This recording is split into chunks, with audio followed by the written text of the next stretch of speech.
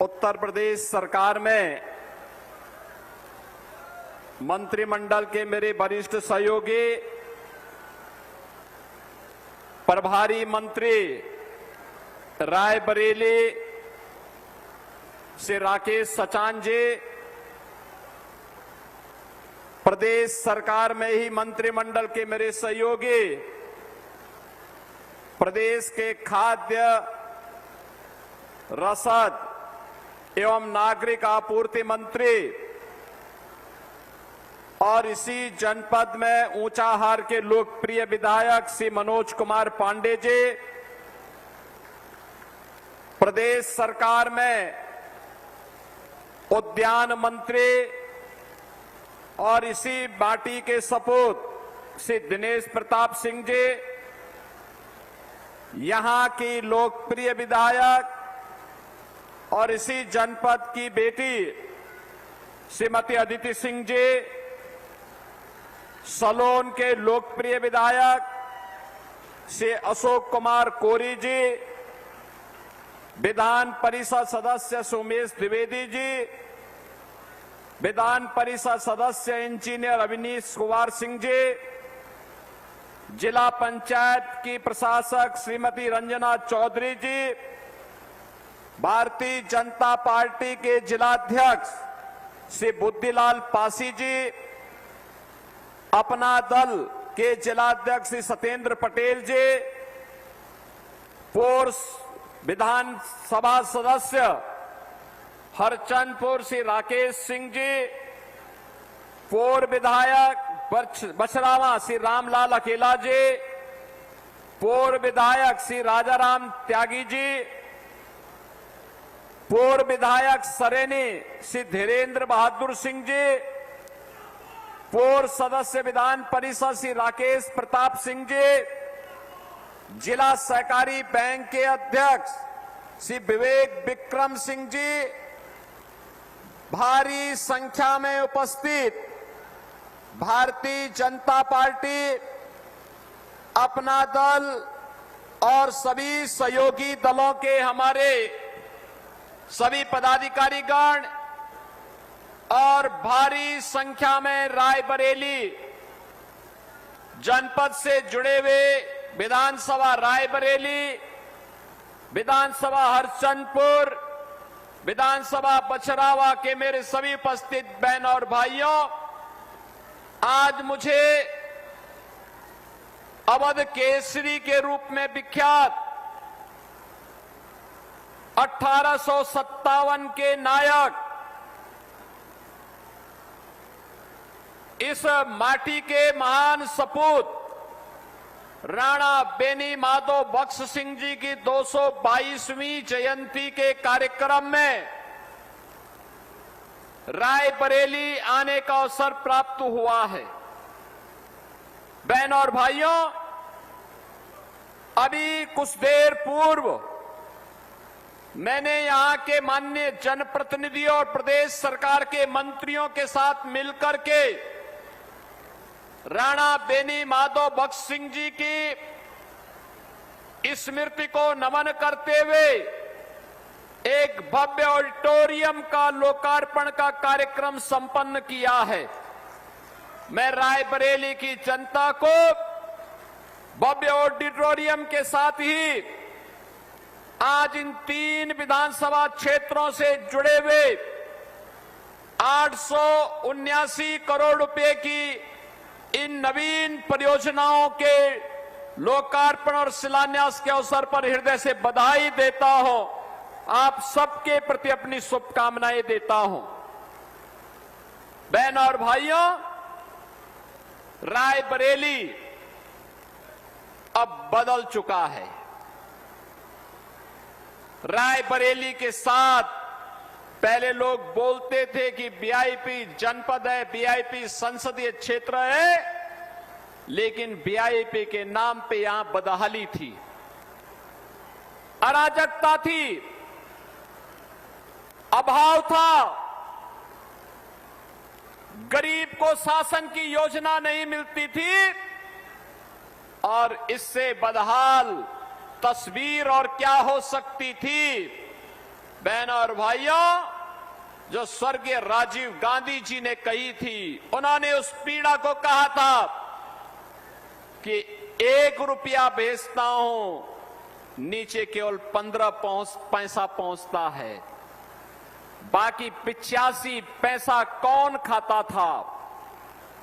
बहनों और भाइयों, ये 85% खाने वाले लोग कोई और नहीं थे, ये वही कांग्रेस के लोग थे, वही समाजवादी पार्टी के लोग थे, जो लोग इन गरीबों को, जो पिछले 9 वर्ष के अंदर आवास मिले हैं, हर गरीब के घर में शौचालय बना है, आज जो सड़कों का जाल बिछा है, आज जो यहां पे 900 करोड़ रुपए की परियोजनाओं का उपहार रक्षाबंधन के ठीक पहले बरेली जनपद को प्राप्त हो रही, आप रायबरेली जनपद को प्राप्त हो रही हैं, इसके लिए मैं आपको सबको बधाई देता हूं, अभिनंदन करता हूं और यहां के जनप्रतिनिधियों का भी हृदय से धन्यवाद करता हूं।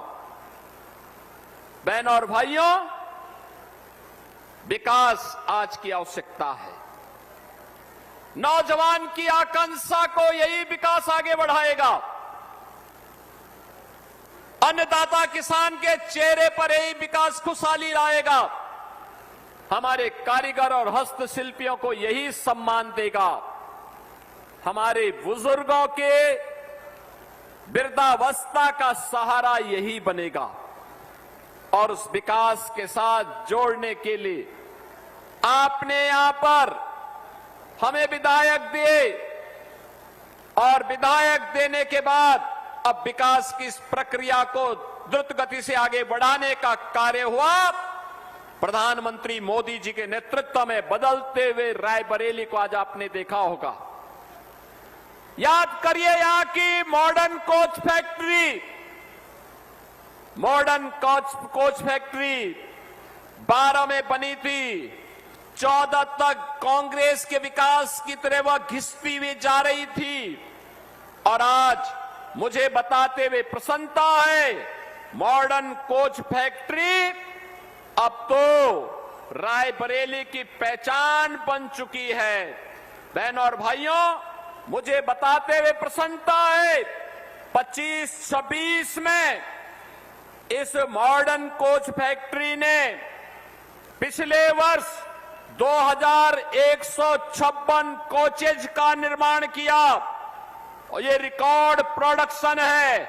और पहली बार मई 2026 में भारत की प्रधानमंत्री मोदी जी के विजन के अनुरूप वंदे भारत एक्सप्रेस का जो वंदे भारत ट्रेन बनी है, वंदे भारत का पूरा ट्रेन सेट का रोल आउट इसी मॉडर्न कोच फैक्ट्री रायबरेली में बनी। अब रायबरेली का नाम न केवल उत्तर प्रदेश में बल्कि देश के अंदर गौरव के साथ लिया जा रहा है। बहनों और भाइयों, याद करिए आपके सांसद इस समय क्या क्या गुल खिला रहे हैं। वे युवाओं को भड़काने का काम कर रहे हैं, भारत की विरासत को अपमानित करने का काम कर रहे हैं। और कांग्रेस के प्रदेश के अध्यक्ष ने तो सभी हदें पार कर दिए हैं और कांग्रेस के वास्तविक संस्कार को भी उजागर कर दिया है। कल वो हनुमानगढ़ी गए थे, अयोध्या में, हमारा पवित्र धाम है। बड़ी आस्था के साथ, सात्विक भाव के साथ हम जाते हैं। बजरंग बली के लिए तो मंगलवार के दिन हर हिंदू व्रत रखता है। बल बुद्धि विद्या देह मोहि हरेहु क्लेश विकार, सब प्रकार के क्लेश को, विघ्न बाधा को दूर करने वाला कोई है तो हमारे बजरंग बली हैं। लेकिन बहनों और भाइयों, हम सब बजरंग बली के भक्त हैं, लेकिन बाबरी के भक्तों का कल आचरण आपने देखा होगा। हनुमानगढ़ी में जाते हैं और बाद में अपने एक कार्यालय में जाकर के मछली का दावत उठाते हुए दिखाई दे रहे हैं। यानी इसी को कहते हैं कि मुंह में राम और बगल में छुरी। ये वही लोग हैं। राहुल जी कहते हैं बेटियों को भड़काने का काम कर रहे हैं, कहते हैं मनुस्मृति से बाहर निकलिए। भाई भारत की परंपरा तो ऐसी है, आप माने या ना माने कोई फर्क नहीं पड़ता है, लेकिन गलत तथ्यों से अवगत तो मत कराइए। आपको मनुस्मृति को मानना है मानिए, नहीं मानना है मत मानिए, लेकिन मनुस्मृति की अच्छाइयों को भी बताइए और बुराइयों को भी बताइए, बहस करिए इस पर। अथर्ववेद जिसकी चर्चा करता हो, शतपथ ब्राह्मण में जिसकी चर्चा हुई हो, महाभारत जिसके बारे में चर्चा करता और मत्स्य पुराण जिसकी महिमा का गान करता हो, उस मनु को आप अपमानित क्यों करना चाहते हैं? आप माने ना माने, कभी हमने नहीं कहा। आप तो राम की विरासत को भी अपमानित करते हैं। आपकी पार्टी ने तो कह दिया था कि राम हुए ही नहीं, लेकिन आज अयोध्या में कल भी आचरण आपकी पार्टी का और आपके नेताओं का आचरण देश ने देखा है, दुनिया ने देखा है। आप माने ना माने, लेकिन याद रखना, आज भी हर सनातनी जिस काल गणना को मानता है, वह काल गणना किसी और ने नहीं दी है।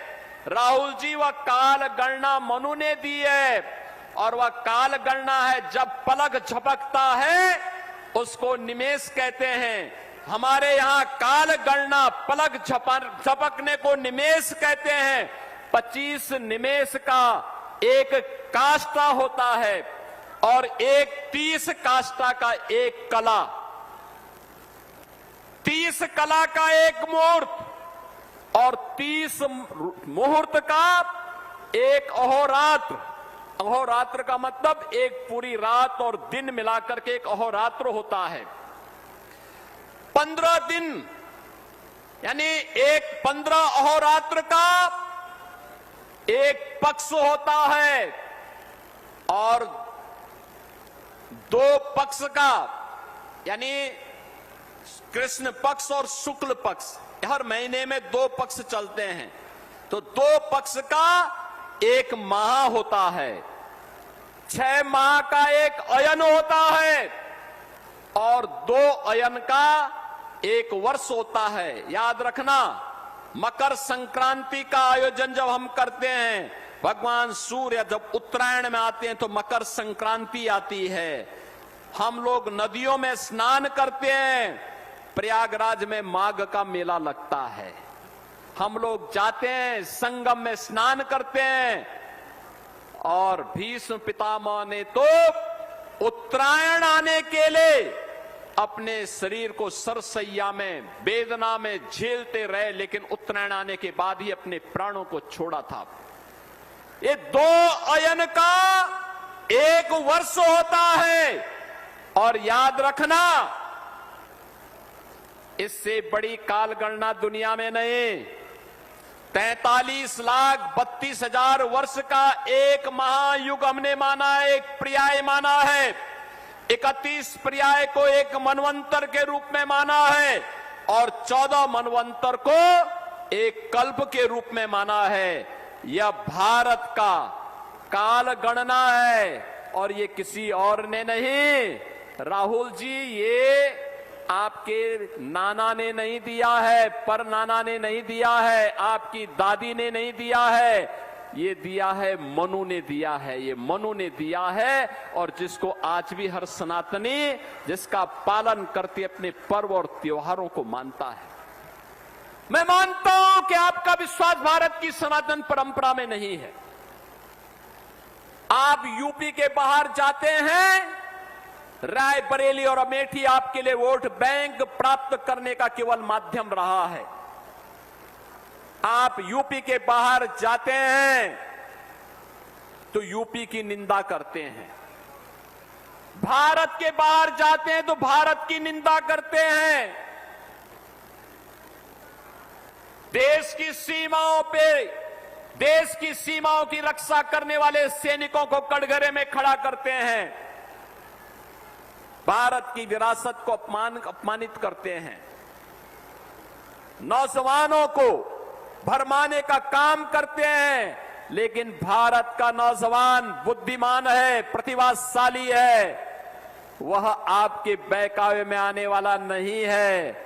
आपने देखा होगा जंतर मंतर की घटना में जिस बेटी ने प्रधानमंत्री जी के प्रति अपमानजनक टिप्पणी की थी, उसने अगले एक सप्ताह के अंदर माफी भी मांगी और उसके माता पिता ने भी माफी मांगने के लिए मजबूर हो गए थे।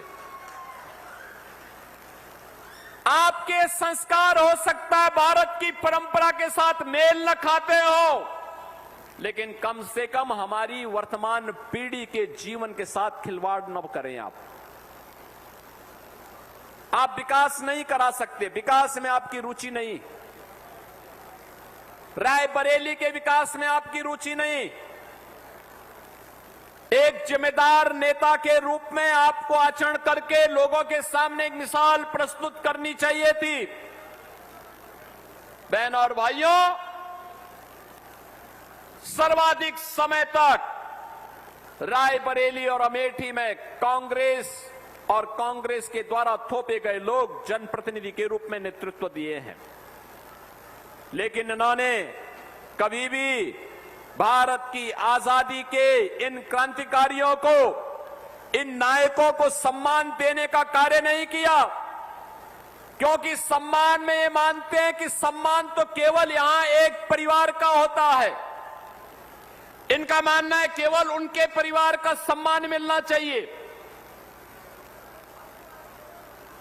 यानी केवल कांग्रेस का मानना है कांग्रेस को सम्मान मिले और समाजवादी पार्टी को कहना है कि केवल सैफई सिंडिकेट को सम्मान मिले। बहन और भाइयों, ये सैफई सिंडिकेट एक दूसरा है। कोई भी गुंडा होगा आपके कस्बे में, आपके क्षेत्र में, आपके जनपद में, आपके प्रदेश में, वह गुंडा अपने को संस्कारों से समाजवादी पार्टी के नजदीक पाता है, उसके नजदीक पाता है।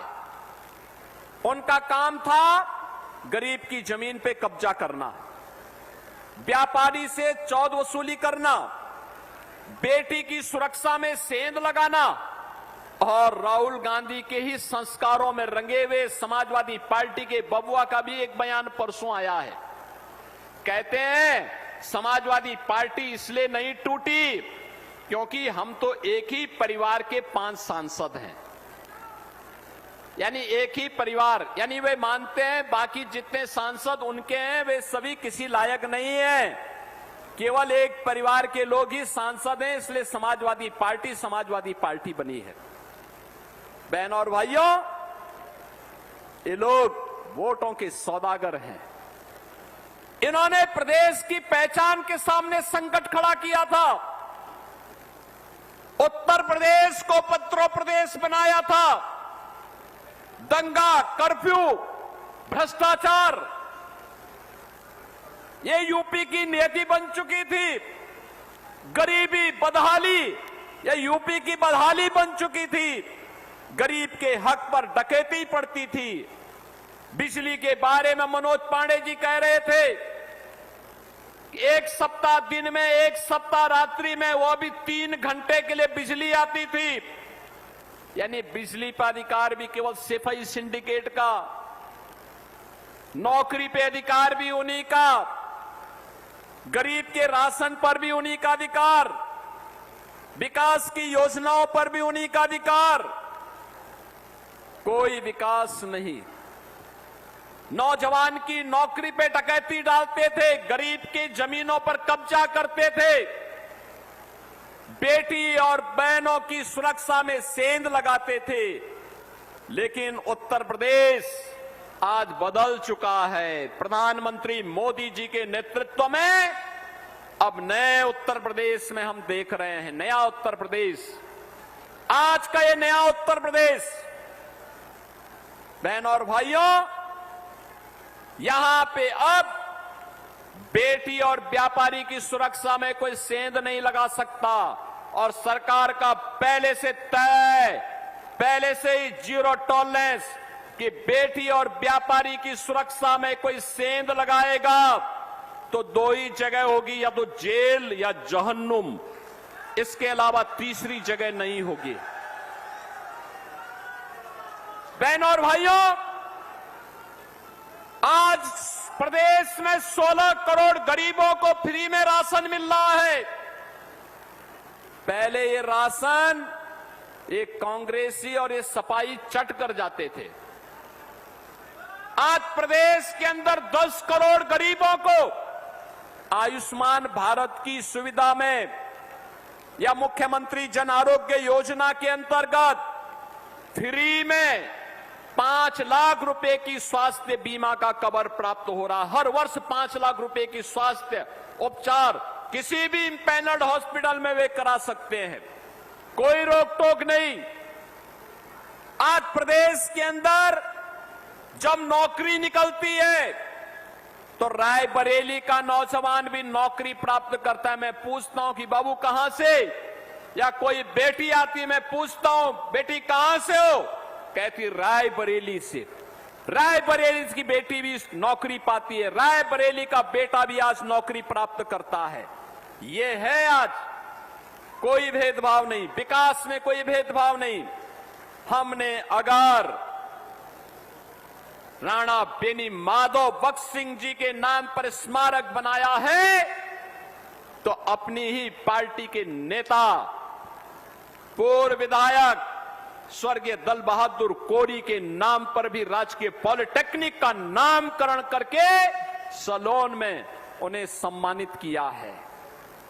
मैंने आज ही कहा है, हम लोग आए हैं राणा बेनी माधव भगत सिंह जी को सम्मान देने के लिए, लेकिन ये सम्मान तब तक अधूरा है जब तक बीरा पासी जैसे वीरों को सम्मान न मिले, और इसलिए बीरा पासी की प्रतिमा भी लगेगी, उनका भी भव्य स्मारक बनेगा। ये रायबरेली तो किसानों के बलिदान की साक्षी रही है। कांग्रेस बुला गई, उनको लगता है जैसे कांग्रेस के आने के बाद ये सब कुछ देश ही बना है। ये प्राचीन देश है, कांग्रेस ने देश को बांटा,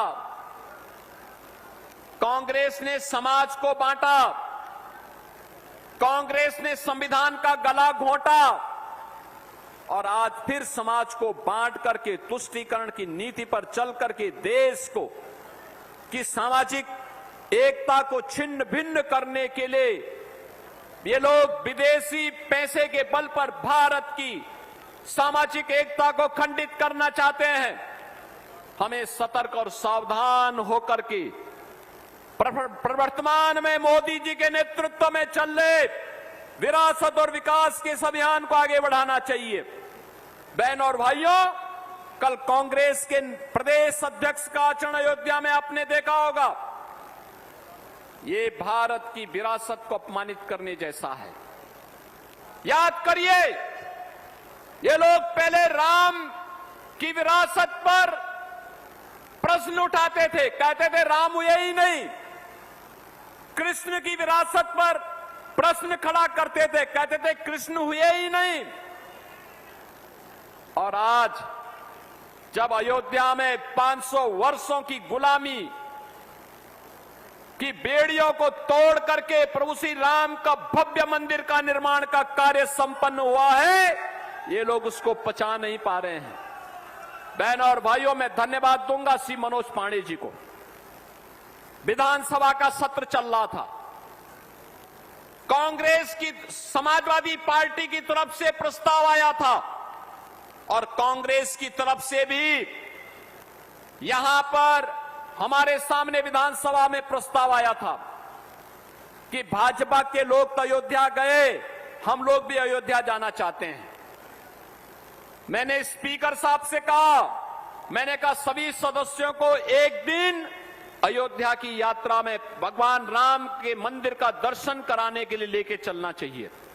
उन्होंने कहा कि जब भी सरकार कहेगी हम सभी विधायकों को लेके पहुंचेंगे। और बहनों और भाइयों, जैसे ही योजना बनी, समाजवादी पार्टी ने उससे अपने आप को विड्रॉ कर दिया। समाजवादी पार्टी ने कहा कि हम नहीं जाएंगे, लेकिन मनोज पांडे जी ने कहा, मनोज पांडे जी ने कहा नहीं, राम, हमारे मतभेद भले ही पार्टी के स्तर पर हो सकते हैं, राम के साथ हमारे मतभेद नहीं हो सकते। राम हमारे प्रभु हैं, हमारे आराध्य हैं, और समाजवादी पार्टी की इन बेड़ियों को तोड़ करके मैं अयोध्या जाऊंगा। और वे अयोध्या आए। उसकी कीमत उन्हें क्या चुकानी पड़ी? यानी प्रभु राम के प्रति श्रद्धा व्यक्त करने की कीमत क्या थी कि सपा के राष्ट्रीय अध्यक्ष अखिलेश यादव जी ने उन्हें समाजवादी पार्टी से बाहर का रास्ता दिखा दिया। हमने कहा चिंता मत करिए, आप भारतीय जनता पार्टी में आइए। आपने राम भक्ति दिखाई, आपने कहा प्रभु हमारे राम हैं, राम हमारे प्रभु हैं, आपका सम्मान है, हम आपका सम्मान करेंगे, आप आइए पार्टी में। और उन्होंने आज भारतीय जनता पार्टी के साथ मिलकर के आगे की राजनीतिक यात्रा को प्रारंभ करने का निश्चय किया है। बहनों और भाइयों, जो राम का होगा वो हमारे काम का होगा, जो राम का नहीं होगा वो हमारे किसी काम का नहीं होगा। जाके प्रिय न राम वेदे ही तजिए ताहि कोटि बैरी सम यद्यपि परम स्नेही। वह कितना भी प्रिय क्यों न हो, जो राम का नहीं वो हमारे किसी काम का नहीं। हम सबका और इस अवध क्षेत्र के लोगों का तो ये संकल्प होना चाहिए। बहनों और भाइयों, 17 के पहले आप यूपी के बाहर जाते थे, पहचान का संकट होता था। लोग कहते थे अरे अच्छा, उत्तर प्रदेश से जहां कर्फ्यू लगता है, जहां दंगे होते हैं, जहां उपद्रव होते हैं, यही तो आपकी पहचान थी। और आज आप जाएंगे देश के अंदर कहीं भी, दुनिया के अंदर कहीं भी, आप बोलेंगे कि मैं यूपी से हूं और उसमें भी कहेंगे कि मैं अवध क्षेत्र से हूं, तो दूरी बनाने वाला व्यक्ति भी आपके नजदीक आकर के गले मिलने को तैयार होता है, आपके साथ प्रभु राम की प्रतिकृति को देखता है। आपके साथ प्रभु की प्रतिकृति को देखता है। कितना सम्मान मिलता है जब सामने वाले के चेहरे खिलते हुए दिखाई देते हैं। बहनों और भाइयों, जीवन में इससे बढ़कर के कोई सम्मान नहीं हो सकता। याद करिए, सम्मान भी मिल रहा है और गरीबों को उसका हक भी मिल रहा है। गरीब को हक भी मिल रहा है। हमने जाति नहीं पूछी आवास के लिए। कांग्रेस 50 वर्ष में जितने लोगों को आवास नहीं दे पाई, हमने मात्र 9 वर्ष में उतने लोगों को यहां आवास उपलब्ध करवाया है। रायबरेली में प्रधानमंत्री आवास और मुख्यमंत्री आवास उपलब्ध करवाए हैं, उससे ज्यादा उपलब्ध करवाए हैं। कांग्रेस 50 वर्ष में जितने लोगों को शौचालय नहीं उपलब्ध करवा पाई, उससे कई गुना ज्यादा परिवारों के घर में शौचालय बने हैं। युवाओं को नौकरी दिए बिना भेदभाव के, नौजवान के लिए रोजगार के लिए सीएम युवा योजना लॉन्च किए। अभी मंच पर मैंने तमाम लोगों को वहां उसका अधिकार पत्र भी दिया है और मुझे बहुत अच्छा लगा। सपेरा समुदाय घुमंतु जाति होती थी, अब तो हमारी सरकार ने घुमंतु विकास बोर्ड बना दिया है प्रदेश में, उनके लिए भी एक विकास बोर्ड बनेगा। सपेरा समुदाय को भी अब जमीन के पट्टे मिले हैं, उनके लिए आवास भी स्वीकृत हुआ है। यानी दोहरा लाभ। जब अच्छी सरकार आती है तो अच्छा कार्य करती है। याद करिए, शिक्षा मित्रों को समाजवादी पार्टी ने अधर में लटकाया था। हमने उनके मानदेय को 3,000 से 10,000 किया, 10,000 से अब 18,000 किया और 5 लाख रुपए की उनको सामाजिक सुरक्षा की गारंटी भी दी है। उनको 5 लाख रुपए की कैशलेस प्रतिवर्ष कैशलेस चिकित्सा सुविधा उन्हें उपलब्ध करवाई है। और यही नहीं, कैशलेस चिकित्सा सुविधा देने के साथ साथ उन्हें बैंक में सामाजिक सुरक्षा की गारंटी भी दी है। अगर दुर्भाग्य से किसी शिक्षा मित्र या किसी अनुदेशक की किसी दुर्घटना में दिव्यांगता होती है, दुर्भाग्य से मौत होती है, उसके परिवार को 30 लाख से लेकर 35 लाख रुपए की नगद सहायता बैंक54 करवाएगा। ये गारंटी सरकार दे रही है। हमने कल प्रदेश भर के 3,54,000 रसोइयों को लखनऊ में 4 योजनाओं से आच्छादित किया। पहले 2017 के पहले उनको मानदेय मिलता था 1,000 रुपया और वे बेचारे भी कभी आते थे कभी नहीं आ पाते थे, क्योंकि तब तो मिड डे मील को सपा के गुंडे खा जाते थे, सारा खा जाते थे, बच्चों को कुछ मिलता ही नहीं था। हमने उनके मानदेय को पहले किया 2,000, कल हमने किया उसको 3,000। हमने उनको दूसरा लाभ दिया है 5 लाख रुपए की प्रतिवर्ष चिकित्सा सुविधा की व्यवस्था। किसी भी इम्पैनल्ड हॉस्पिटल में जाकर के अपना उपचार करा सकते हैं। तीसरा हमने दिया है कि किसी रसोइया की दुर्भाग्य से कोई दुर्घटना होती है, दिव्यांगता होती है, मृत्यु होती है, परिवार के लोगों को तत्काल 2 लाख रुपए की सहायता मिलेगी। और चौथा किया है कि उन्हें ड्रेस के लिए केवल 500 रुपया मिलता था, हमने उसको 1,000 रुपया कर दिया है। बहनों और भाइयों, अच्छी सरकार होती है बिना भेदभाव के सबको लाभ मिलता है। ये रसोइया तो सब जाति के हैं, शिक्षा मित्र भी सभी जातियों के हैं, अनुदेशक भी सभी जातियों के हैं, जिन महापुरुषों का स्मारक बनाए जा रहे हैं ये सभी जातियों के हैं। कांग्रेस की पीड़ा तो है अयोध्या में राम मंदिर क्यों बन गया, क्योंकि ये तो कहते थे राम हुए ही नहीं। समाजवादी की पीड़ा भी यही है कि जिन राम भक्तों पर हमने गोली चलाई थी, अंततः राम भक्तों का संकल्प पूरा हुआ। जो राम भक्त नारा लगाते थे कि राम लला हम आएंगे, मंदिर वहीं बनाएंगे। अवध क्षेत्र तो सबसे ज्यादा इस आंदोलन में सहभागी बना था। राम लला हम आएंगे, मंदिर वहीं बनाएंगे। गांव के गांव थे जिन्होंने 500 वर्षों में चप्पल नहीं पहनी थी, सिर में पगड़ी नहीं पहनी थी। एक ही संकल्प था, जब प्रभु राम फिर से विराजमान होंगे हम अपने सिर में पगड़ी लगाएंगे और पैरों पे चप्पल तब पहनेंगे। वह संकल्प पूरा हुआ है। डबल इंजन सरकार प्रधानमंत्री मोदी जी के नेतृत्व में आज पूरा हुआ। लेकिन फिर से अयोध्या को अपमानित करने का काम समाजवादी पार्टी और कांग्रेस के लोग कर रहे हैं। लगातार आपकी विरासत को अपमानित कर रहे हैं। आपको योजनाओं से वंचित पहले किया,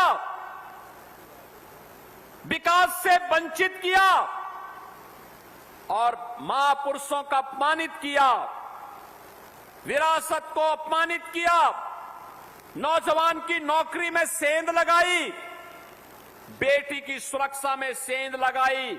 उत्तर प्रदेश को इन्होंने उपद्रव प्रदेश बनाया।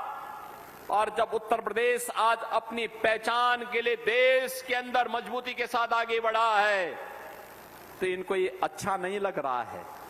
बहनों और भाइयों, आज यहां पे जो ये 900 करोड़ रुपए की परियोजनाओं की सौगात रायबरेली को प्राप्त हो रही है, जिसमें 879 करोड़ रुपए की परियोजना तो केवल रायबरेली के अन्य विकास की योजनाओं की हैं और 25 करोड़ का प्रोजेक्ट आपके राणा मेरी बेनी माधव बख्श सिंह जी की स्मारक और ऑडिटोरियम का है। ये सभी कार्य आज रायबरेली की जनता को उपलब्ध हो रहे हैं।